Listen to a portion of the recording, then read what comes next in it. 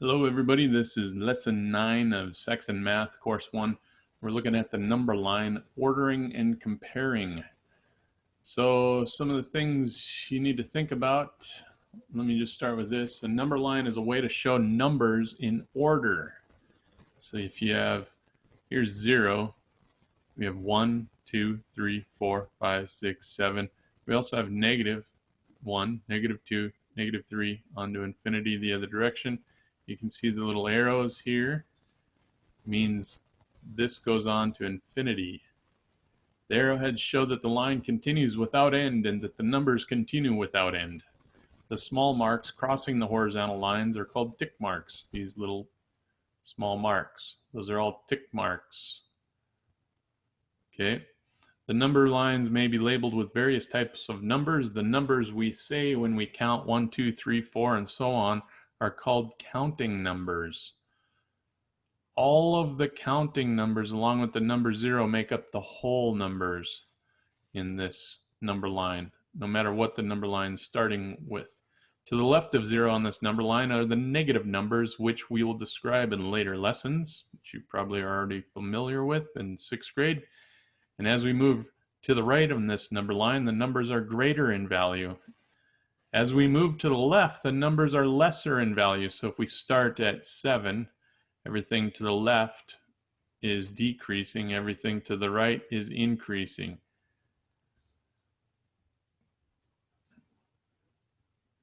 So here's some other number lines. We've got 0 in the middle of this one. We've got the counting numbers.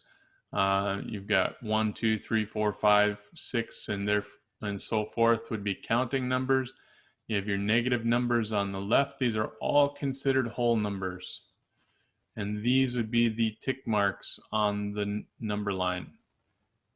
Those tick marks are those lines that designate each of the whole numbers. Here's another number line. It starts with 0. It has no negatives. It just goes on to infinity to positive. It actually would go on to infinity to negative.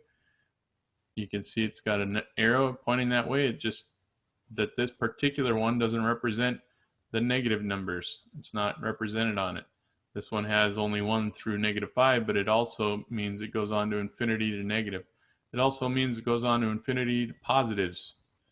Here's another number line. This one it goes by 2's the way it looks. So each tick mark represents 2. This would be 20, 22, 24, 26, 28, 30.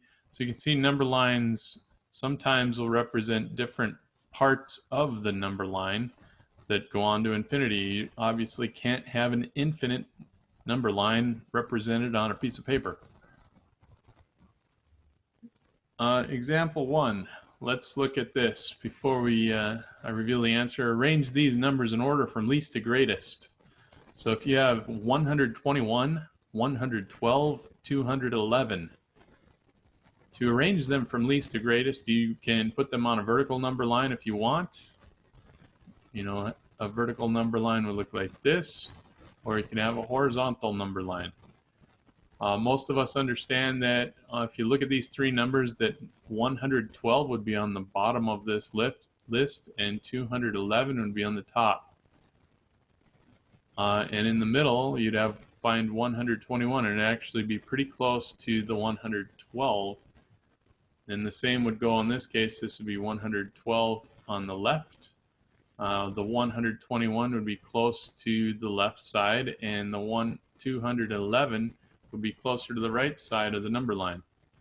So on a number line, these three numbers appear in order from least on the left and greatest on the right. Or as I represented, this would be similar to a thermometer, vertical alignment. So if you've got negative 112, then you have positive 112, 121, and 211. For the answer, you would have to write them in this order: 112, 121, and 211. So when we compare two numbers, we decide whether the numbers are equal, and if they're not equal, we determine which number is greater and which one is lesser. We show a comparison with symbols. If the numbers are equal, the comparison symbol we use is the equal sign. So 1 plus 1 equals 2. If the numbers are not equal, we use a greater than or less than symbol, which might look like these. You've got the greater than it begins or less than. Okay, so it starts out greater and then it ends. So greater than or less than. When properly placed between two numbers, the small end of the symbol points to the lesser number.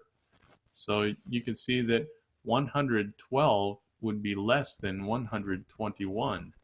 121 would be less than 211. 211 would be greater than 112, and so on and so forth. Let's look at example 2. If we need to compare 5001 or 5012 and 5102. So what do we need to know? First, sometimes to compare things, it's good to line them up and just start with the 5,000s. So at this point, they're both equal. If we're looking at the 5,000 place value, then we look at the next place value. This first one is 5,012, so it would look like this. I'm going to look at the next place value in this one as well. It's 1. So look, right now I can tell which one is greater than the other because I know that 5,000 with 0 hundreds is going to be less than 5,000 with 1 hundreds. Now I can finish this out and write the rest of these numbers and just kind of notice that this number right here, this is where we're going to be done figuring out which one is greater than, because those numbers are revealing to us.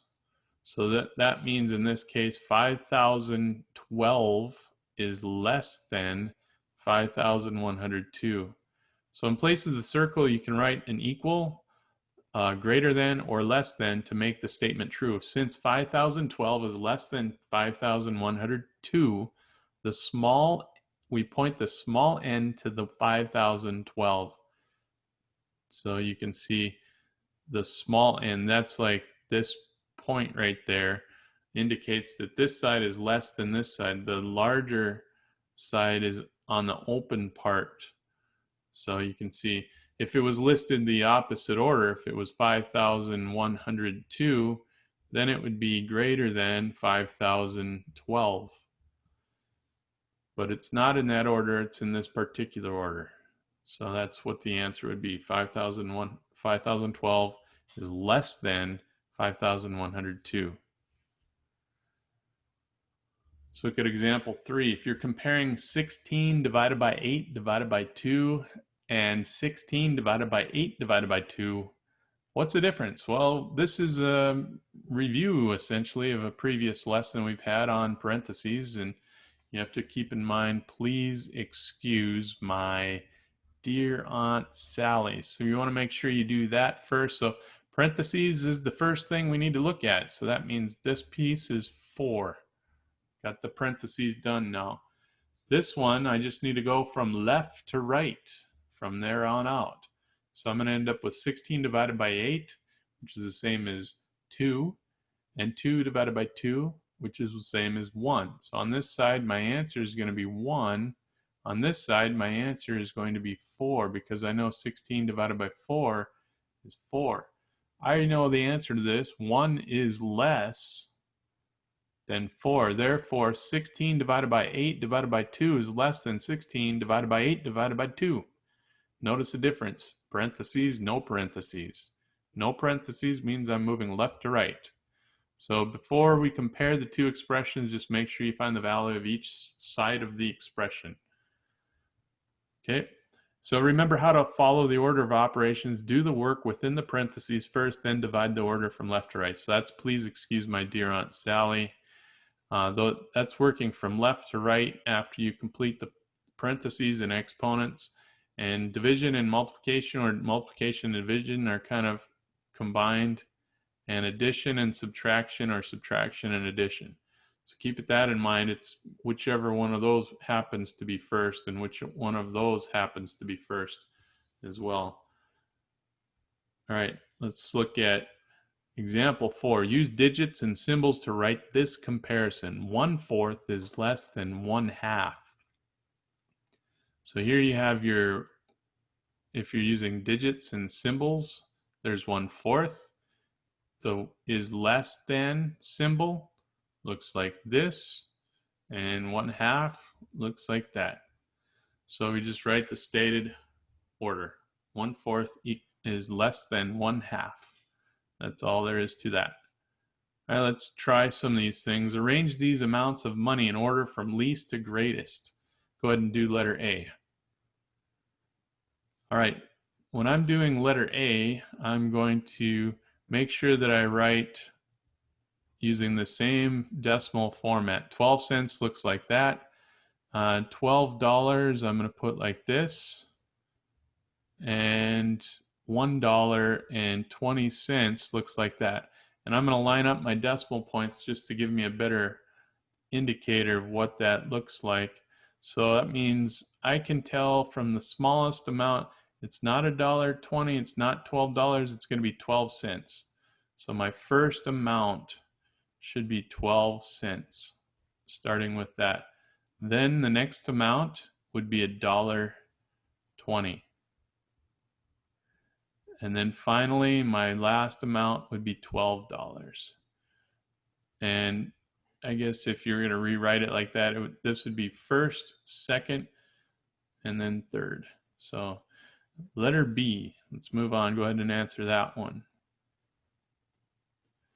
For letter B, it says compare those. So I need to do 16 minus 8 minus 2, and then I'm going to compare it to 16 minus 8 minus 2 again, but look here, parentheses on this one. So that one, this would indicate 6. So now I'm done with that piece. This side would be 12, and this side would be 16 minus 8, which is 12, minus 2, which is 10. Notice the difference that parentheses made. This side is 12, this side is 10. That means that I can tell 10 is less than 12. So that means 16 minus 8 minus 2 is less than 16 minus 8 minus 2 that are in parentheses. All right, go ahead and do letter C. For letter C, again, you have to do 8 divided by 4 times 2 and compare it to 8 divided by 4 times 2, but that piece has to be in parentheses.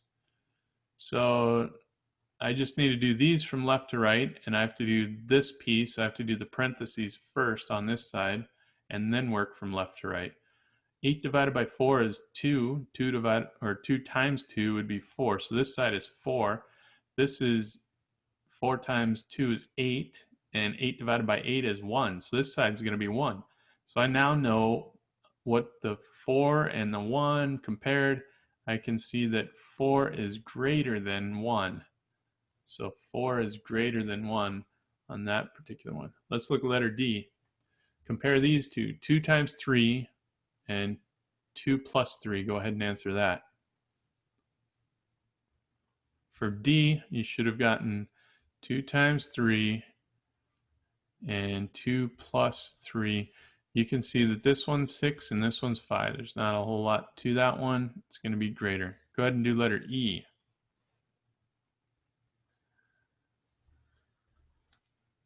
All right, for E, you have 1 times 1 times 1, which hopefully everybody knows is 1. You don't have to do a whole lot there. And then 1 plus 1 plus 1. Hopefully everybody knows that one's 3 right off the bat. And you should end up with 1 is less than 3. All right, go ahead and do letter F. Use digits and symbols to write this comparison. 1/2 is greater than 1/4. So you just have to use digits. For 1/2 would look like this. The greater than symbol looks like this. It starts greater than it finishes. When you're reading from left to right, you can see it's greater than it finishes, and then the 1/4 looks like that. Excellent work. All right, and let's do the last one, letter G. Compare the lengths 10 inches to 1 foot. What do you have to do here? Well, if you've got inches and you're trying to compare it to 1 foot, what do you need to know? Well, this 1 foot equals 12 inches. And because you've got this one in inches and this one in feet, you have to have them both in the same units so that you can compare the two. Because if you just looked at the numbers strictly, guess what you would have answered? You would have said that 10 inches is greater than 1 foot. And the actual answer is 10 inches is less than 1 foot, because you can see 1 foot is the same as 12 inches, which is actually greater. So just because of the numbers, you got to make sure that the units align. All right. Thanks for watching and completing these practice problems out of the practice set in Saxon Math. Now you can go ahead and do your written practice. Make sure you check your answers on the Go formatives. All right. We'll catch you next time.